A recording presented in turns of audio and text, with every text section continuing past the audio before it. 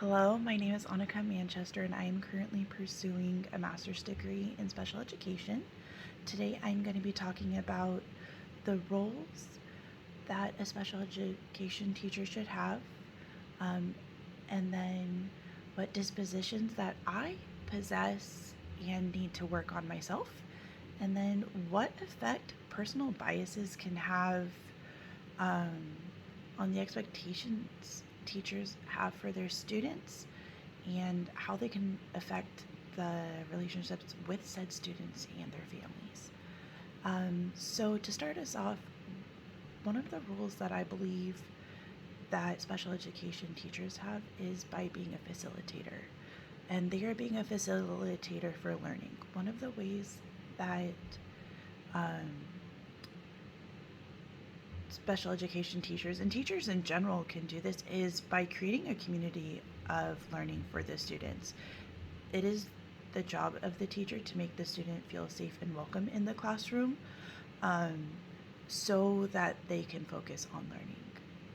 Um, One of the ways that the teachers can do this is by being cognizant of the students' interests and the students' abilities to start off with. Of course, they can always grow on that. And then also to be aware of the students' uh, background, cultural background. So, where does the student's family originate from? Have they been in the U.S. or in the state that they're residing in for a while? In the districts that I have worked in, the majority of my students have all been first or uh, second generation immigrants. Um, and so their backgrounds have been different from mine. And so it takes a lot of work on my part to be sensitive to the experiences that they would have as someone new to the US and being in a family where the dominant language spoken is not English. So, one of the ways that a special education teacher, and myself included, can support learning is by making plans and making lessons that support the language acquisition that the students need, and by also finding ways for their families to get involved in the learning so they don't feel like they're missing out on what is happening in their students' education. Um, this ties into the dispositions that teachers should have. And one of those dispositions is by um, being sensitive to individual learning and the social needs of students and embracing the cultural diversity of the community. Like I said before, my students that I've had in the past have mostly been immigrants and have not spoken a lot of English. One of the ways that I was cognizant of this and embraced this was by taking classes for Spanish. That way I could communicate easier with the families and there wouldn't need to be a translator involved. And it also helped me bridge that gap language barrier wise with some of my students who didn't have a firm grasp on English yet or would forget words in English. It would help us be able to communicate more effectively with each other. Um, another another disposition that I feel like I really excel in is where it says educators should demonstrate professional friendliness, warmth, and genuine caring in their relationships with others while providing intellectual, emotional, and spiritual support. Um, this year has been really tough for a lot of students. Um, this is the first year for my students um, that they have been back in a classroom in the past 2 years, 3 years, 2 or 3 years now. And so because of that, there's been a lot of growing pains that come alongside with it.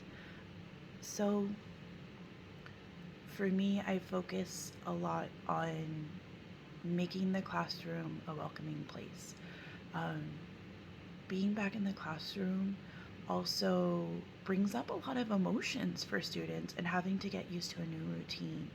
And also by growing and having to learn how to navigate friendships, which is something our students are doing, um, it brings up a lot of feelings. And so one of the things that I did was create a calming corner in my classroom. It has fidget toys, it has some pillows on the floor, and it just has a space for students to go and identify the feelings that they're feeling at the moment, and give them a space that they can go and deal with those feelings in a healthy manner. And then if they need help, there's also a way for them to communicate with me in that corner, so I can assist them when they are needed, or when that is needed. One of the other ways that I excel in this area is I am really good at meeting students where they're at. I have some students who prefer nonverbal communication methods the majority of the time, because they still struggle with the verbal communication, either due to anxiety or just it being a hard motor skill function for them. And so because of that, I have introduced and use on a daily basis multiple non-verbal communication methods that still allow them to fully participate in all of the activities that we are doing, and allow them to interact with their peers. The disposition that I feel that I struggle with the most is educators should promote social justice and equity. And the part of that I feel that I struggle with is that I don't do enough in that area.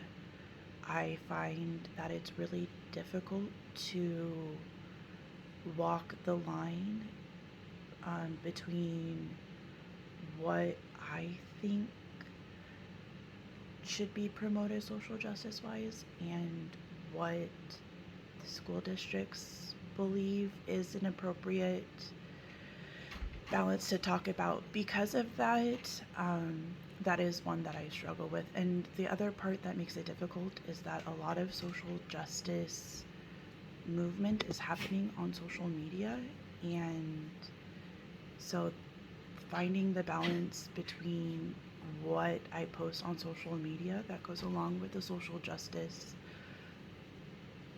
promotion and keeping my profile private enough in case students come across it, I find really difficult. That line is a really hard one for me to walk.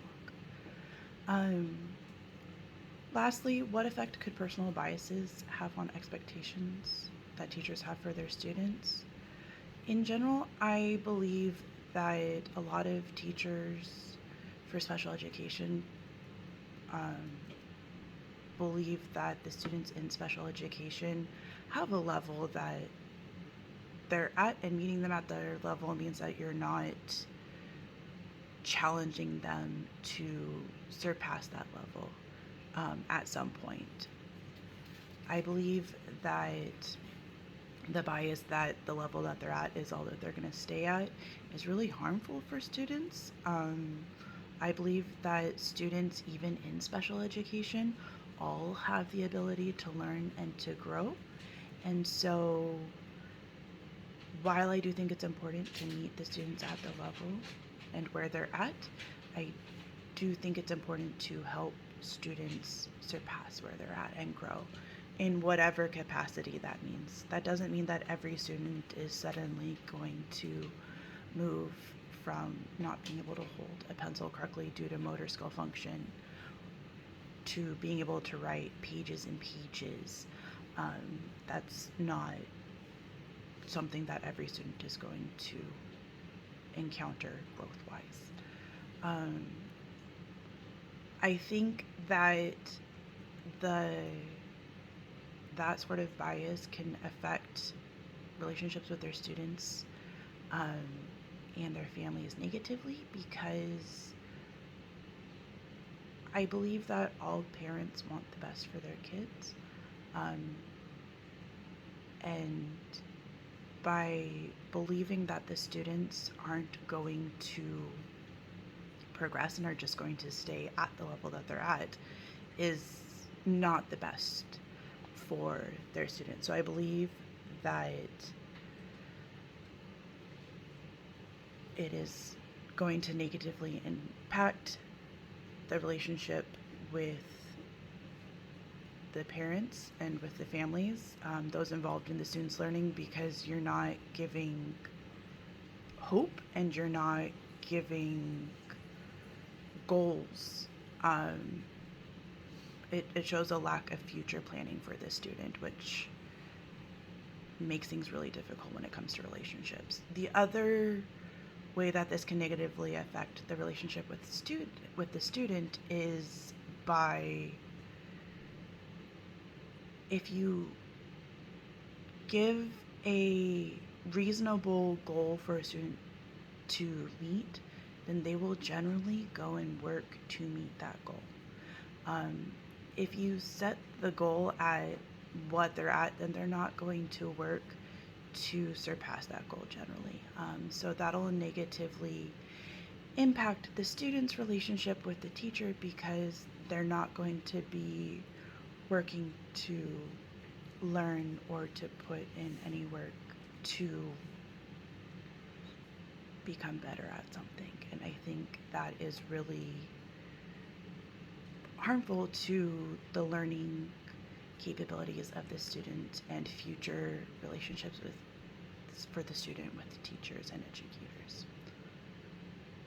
So to sum everything up, I believe that it is the special education teacher's role to be a facilitator for learning, and that I am doing my best to be a facilitator for learning, and that it can be really harmful for relationships with families and with students if the teacher is not willing to be a facilitator and is not willing to set reasonable expectations for their students. Thank you.